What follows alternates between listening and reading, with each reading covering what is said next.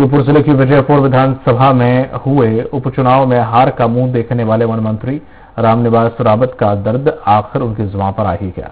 रामनिवास रावत का कहना है कि पार्टी के ही कुछ लोगों की वजह से वो चुनाव हार गए हैं, क्योंकि वो लोग नहीं चाहते थे कि मैं चुनाव जीतूं। तो वहीं इस मामले में कांग्रेस का कहना है कि जैसे को तैसा मिला, इसमें अब आंसू बहाने की क्या जरूरत है। देखिए रिपोर्ट।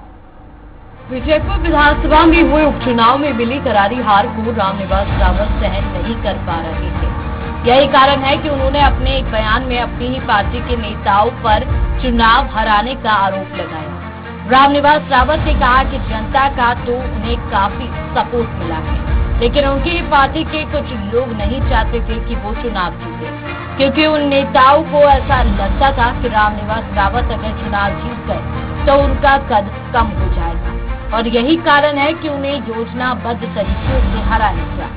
कुछ लोगों को ये लगा कि इसके आने के बाद हमारा सब कुछ खत्म हो जाएगा। उन लोगों ने भी पूरी कोर कसर नहीं छोड़ी। जनता को उन्होंने भ्रमित किया और जनता को बरगलाया। जो भाजपा के मूल भाजपा के लोग थे उनको बरगलाया और कहा कि अगर ये जीत के आ गया तो तुम्हारी कौन सुनेगा, अपने आदमियों को देखेगा। जबकि ऐसा नहीं है। मैं पूर्ण रूप से भारतीय जनता पार्टी में शामिल हुआ हूँ और भारतीय जनता पार्टी की नीति और रीति और सिद्धांतों पर चलता रहूंगा।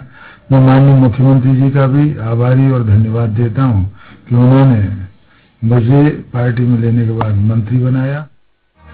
मंत्री रामनिवास रावत की करारी हार को लेकर कांग्रेस विधायक सतीश गरवार ने चुटकी लेते हुए कहा कि रामनिवास रावत के साथ वही हो रहा है जो उन्होंने दूसरों के साथ किया।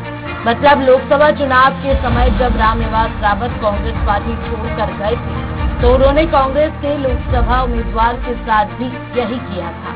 अब उनकी पार्टी में उनके साथ यही हुआ है, तो इसमें रोने की क्या बात है, क्योंकि जो जैसा करेगा वो वैसा होगा। राजनीति में सोच समझ के कदम उठाना चाहिए, और उन्होंने पार्टी जैसी जो उन्होंने लगातार जिस पार्टी ने उनको इस मुकाम तक पहुंचाया, रामनिवास जी को रामनिवास जी तक बनाने में जो योगदान पार्टी ने दिया, 6 बार उनको विधायक बनाया, 8 बार टिकट दिया विधानसभा का, 2 बार लोकसभा का टिकट दिया, कार्यकारी अध्यक्ष बनाया प्रदेश का। और रामनिवास जी के बारे में ये कहा जा सकता है कि सिंधिया जी के साथ थे। अगर उनको जाना था भारतीय जनता पार्टी में तो उसी समय चले जाते। हालांकि रामनिवास रावत के इस बयान से बीजेपी नेता सहमत नहीं है। उनका कहना है कि रामनिवास रावत की बात को तोड़ मरोड़ कर पेश किया गया।